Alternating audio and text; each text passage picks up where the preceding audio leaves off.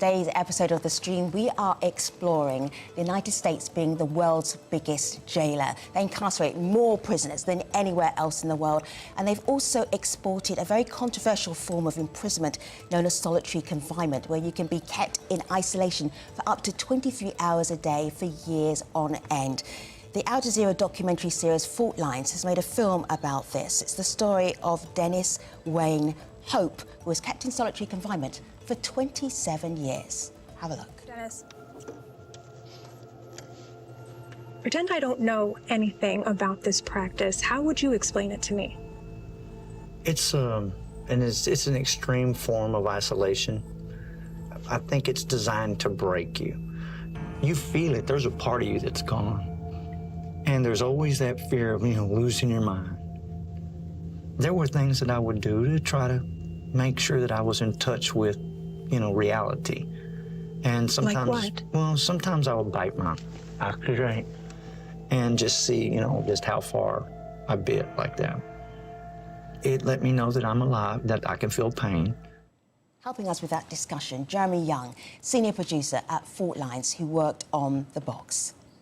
Karamet Reiter is a professor at the University of California, Irvine, and has written about the widespread use of solitary confinement in the United States. She joins us from Long Beach, California. And Kevin McCarthy is a survivor of solitary confinement and is now an activist for prison reform.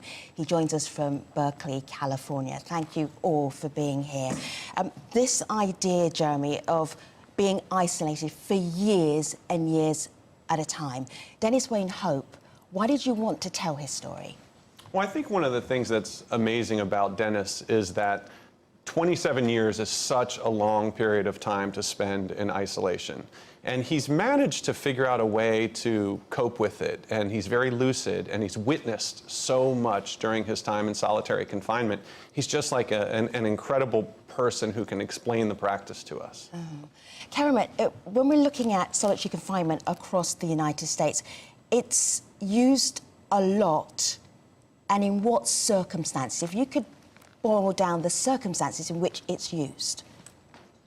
Absolutely. So solitary confinement, people often assume it's used to detain people who've done something really horrific outside of prison.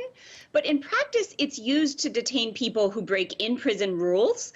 In some cases, that's usually for a fixed period of time. But even more often, just as we saw in the documentary The Box, it's used to detain people for indefinite periods because they've been labeled dangerous by the prison system. And often that's for something they did 10, 20, 30 years ago, or it's for exercising basic First Amendment rights for people who aren't in prison. So in California, as Kevin is a real expert can tell you, simply having the wrong tattoo, sending a letter to the wrong person, reading the wrong book could get you sent to solitary confinement indefinitely until the hunger strikes here. And that's one way that we have so many people for such long periods, are those indefinite terms based simply on a label, often based on not very much evidence and not very good validated evidence the way we would think of having in a court of law, say. Kevin, what does that indefinitely period mean to you and your experience? It's crushing. It's an absolute nightmare, and it progressively gets worse as the years go on. We weren't allowed the ability to use the phone. Pelican Bay was located so far from Southern California, where many of us were from. It just really cut us off and isolated us. There was just complete sensory deprivation, complete lack of sunlight. Yeah. It was just a struggle to maintain our sanity. I'm going to play Frank De Palma, who spoke to us a little bit earlier, and he was incarcerated. He has been in solitary, and now he's campaigning against it. This is what he told us earlier. Kevin, can you tell me if you recognise this? Here he is. I spent 22 years and 36 days in solitary confinement at the Ely State Maximum Security Prison. Solitary confinement was like going into emptiness, existing within nothingness. The physical and mental impact that solitary confinement had on me is that it stole me away from myself. It stole me completely away from myself. All my memories, everything. I existed in a world of nothingness, in a world of fantasies. That was how I coped. Yes, Kevin. Definitely, that I can totally relate with that nothingness. I've compared it to being stranded out at sea, and just as someone stranded at sea would feel hopeless, and as each day passes, that person would feel like he or she is, one day closer to his or her, demise, and that's how I felt. It was just a struggle to survive. It was like nothing that I could compare to.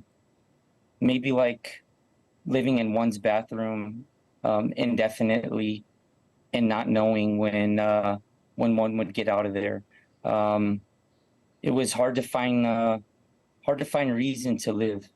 I think Kevin's example of living in a bathroom, Femi, is really, if you think about how extreme the isolation is, to be in a cell that size for 23 hours a day, and then you have 1 hour where you're allowed to go outside to a yard and you exercise in a cage in the yard, and then you might have enough time to shower, and then you're back in your cell for the next 23 hours, and your entire life takes place in that cell. So no religious programming, you're not allowed to go learn a trade, you're not allowed to do stuff that can better yourself, you're just alone. Yes. And Jeremy, you captured so beautifully in the box the lack of touch, right? There's that moment when you see the interviewer reach the glass to touch hands. And that to me is just one of the most poignant images of the times I've been in solitary, right? That when you go to talk to someone, that's the most human contact they've had in years often. And it's that simulation of a touch through glass. I just think that's so haunting, and that encapsulates the harshness of the experience. Yeah, it's very punitive. Yes, Kevin. I remember losing a sense of what human touch felt like after a certain period, and I remember like caressing my back or caressing my arms just to try to feel something, but it really does something to your psyche and soul when you've lost a sense of what human touch feels like. I'm going to bring in a new voice to our conversation. This is Brittany Robertson, and Brittany is the founder of Texas Prison Reform. Talks about the problems, pretty obvious, when you put somebody in solitary confinement for a very long time. Here's Brittany. The most striking discovery I've made since studying solitary confinement is most certainly how easy it is to get there and how impossible it is to get out. The average nonviolent drug offender, for instance, ends up in solitary, and because of their assignment to solitary, they don't receive drug rehabilitation, they don't receive anger management.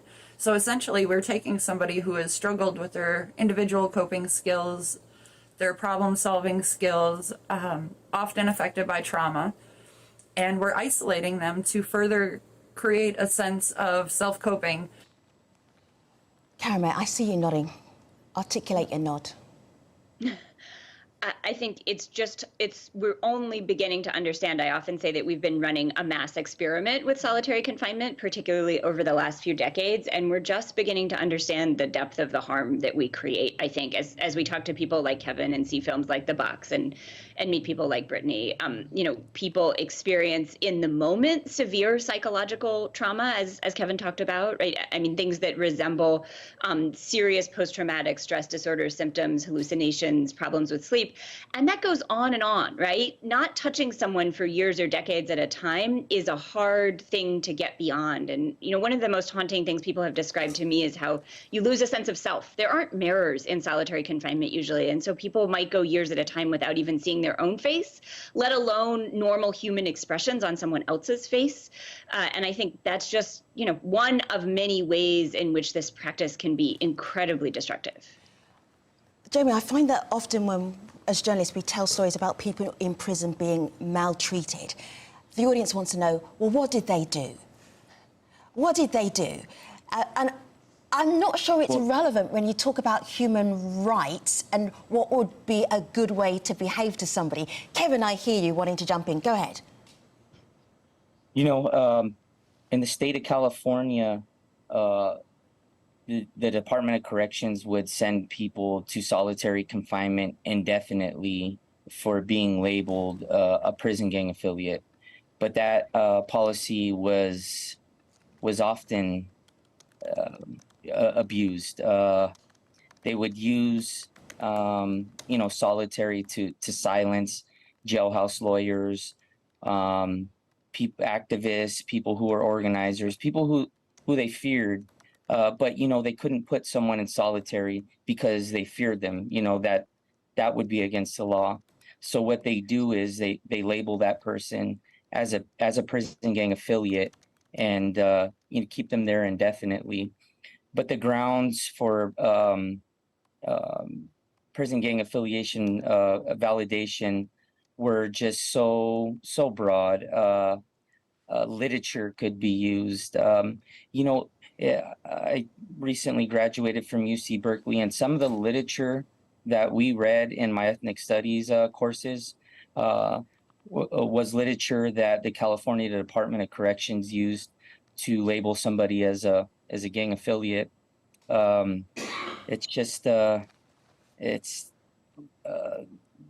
California Department of Corrections just runs unchecked. They don't fear the courts. They don't fear the governor. They just essentially do what they want. They've been under federal monitoring the last 8 years, and the federal court has routinely found that they've fabricated evidence, that they've miscontextualized evidence, that they've withheld exculpatory evidence, but nothing ever gets changed. Femi, it's referred to as a prison within a prison. Yeah. And a lot of activists will say, prison is the punishment. Going to prison is a horrible experience, right. Not further isolating someone once they're in prison when we know it's going to cause them severe psychological damage. Jeremy, there's a part of the film where Dennis looks at and explains how much space he has, how much living space he has, and the isolation in this very tiny physical space. Let's have a look. I think the hardest part is when you're first placed there. It's the adjusting to being alone. How big is the cell? How do you move around? It's a small cell. From my bunk, I can take 3 steps. Then you're at the door, and you turn around, it's 3 steps back. It's designed really for you to lay down. And that's really what they want you to do. Dennis's story is really interesting because one of the reasons he was in isolation for so long was he's really good at escaping from prison, right? He's the great escape artist. Yeah, he broke out of prison twice. And the second time that he broke out, he orchestrated one of the most daring prison escapes in the history of Texas. And you know that says something. They figured out how to shut the electricity off to the prison, and he ended up getting away for 2 months. And when he was captured eventually in Memphis, Tennessee, and brought back to Texas, that's when he was put in the box as a punishment for what he did. Because he embarrassed them. Is that a reason to be in solitary confinement? Because you embarrassed the authorities? In Dennis's case, for a period of time when he's considered an escape risk, there is a period of time when they can isolate him because they're afraid he's going to get out. Okay. But he just kept staying there, and they never let him out. And part of that, we think, is because of the embarrassment that his escape caused. Karen, the United Nations have identified solitary confinement as a form of torture. Prison authorities, this is not new to them. They know what happens to the incarcerated when they're put in a very small space for years on end. So why do they continue to do it? I think there are so many reasons. Kevin highlighted one. They just have a lot of unchecked power, and even the federal courts have trouble reining them in. I think Jeremy highlighted another. The case of Dennis really resonates for me. I've seen this, I've been in prisons in Denmark in solitary confinement. I've seen similar stories there of someone who escapes from prison, and that's really like the ultimate representation of failure of the system. Like, all it's supposed to do is contain people, and so when they escape, that's like the ultimate troublemaker. And so that's another instance. But I think also we have to think about the lack of resources in our prisons, right? Like and not that we should give prisons more resources, but to say that these are places where they're often overcrowded, too many people are being sentenced there for too long. Often those people have life sentences. Maybe they feel like they have nothing to lose. And they're put into facilities with correctional officers who have little training in handling people with serious mental illnesses, which are overrepresented in prisons, little training in managing difficult populations. In the US, correctional officers often receive a few weeks of training, maybe 6 weeks at best. And in those conditions where we've built an entire system on deprivation of resources and privileges, it makes sense that we keep managing it through increasing layers of deprivation. Let me just bring in a new voice. This is Oren Namini. He's a litigation director of Rights Behind Bars. As I'm introducing all of these names, you can get a sense of there is a real campaign. There's a real trend to say we need to stop solitary confinement. This is what Oren told us earlier. Solitary confinement begets solitary confinement. As we use it more, just as we use prisons more, it becomes more commonplace, it becomes more used. It used to be the case where solitary confinement, while still torture as it is today, was used very, very rarely for what prisons thought were the most serious and most egregious offenses that someone committed inside. Now we see our clients put in solitary confinement for any infraction or no infraction at all, and often for retaliation. Kevin, if I ask you honestly, no filter, how are you? What would you say?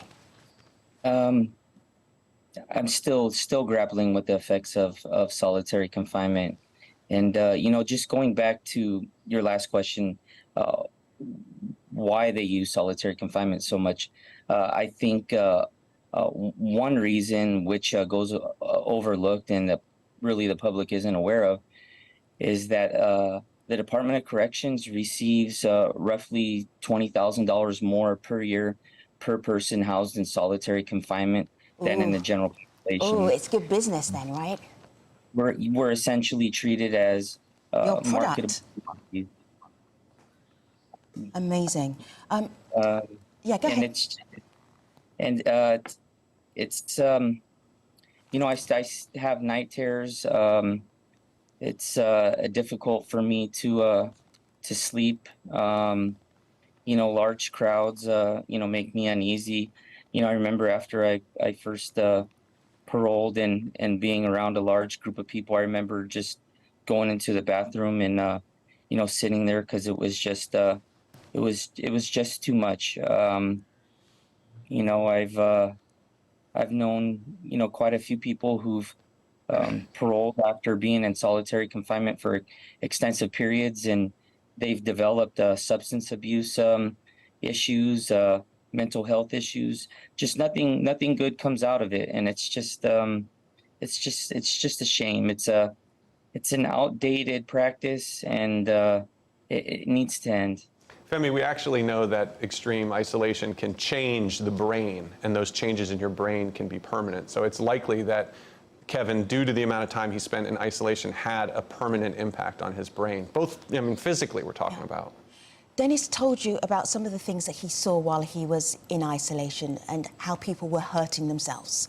Could you share some of that, Jeremy? Yeah, it's a terrible statistic, but isolation, people in solitary confinement only account for 5% of the total prison population, but suicides account for 50% in solitary confinement. So it's a huge discrepancy, and people feel hopeless, they feel sad, and lots of times they'll cut themselves, they'll start fires, or they'll take their own life as a way out. I'm just going to bring in one more voice. This is the voice of Mary Busa, who worked in prison on Rikers Island, which is in the state of New York. This is what she told us about that experience. Let's have a look. My last post was the solitary confinement unit, something that I can never, ever forget because of the suffering inside these cells. It was our job to dole out mountains of medication to help people to cope with this. We attended to constant suicide attempts, self-mutilation, and all of the miseries, the ultimate miseries that were induced because of this isolation. When I first started to work on Rikers, we had a saying that if they had no mental health issues before they entered solitary, then they do now.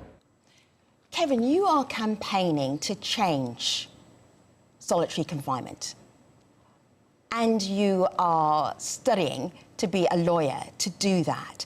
So out of this miserable story, there is this glimmer of hope. What do you want to be changed?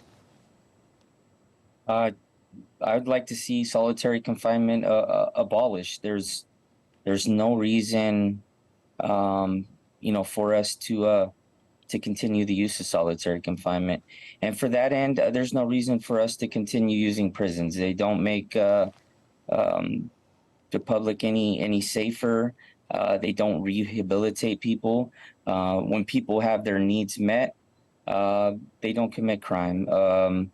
It's just it's a whole punitive lockdown system that we need to end.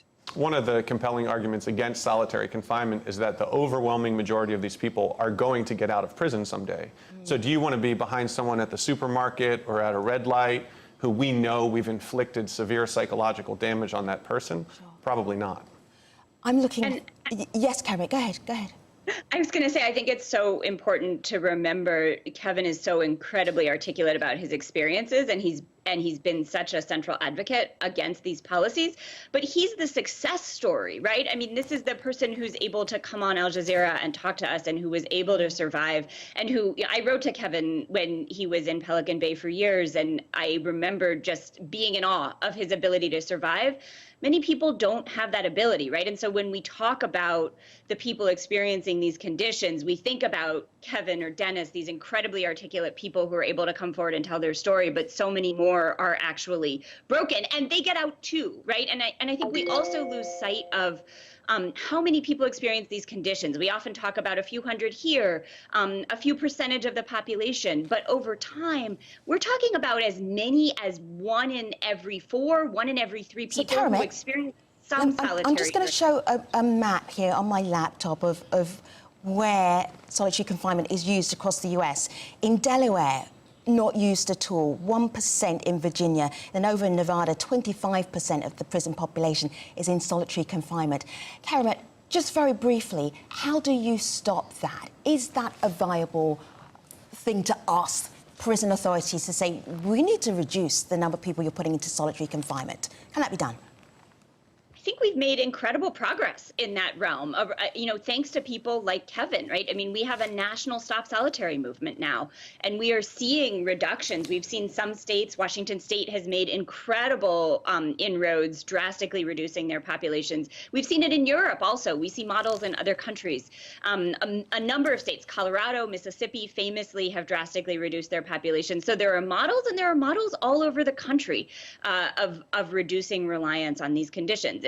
It's not a smooth road, and there's a lot of resistance, as Kevin described, but I think it is certainly happening as awareness and horror grows about this practice. Oh, thank you so much for being on the show today. I really appreciate you. Let me just point you in a direction for where you can find out much more.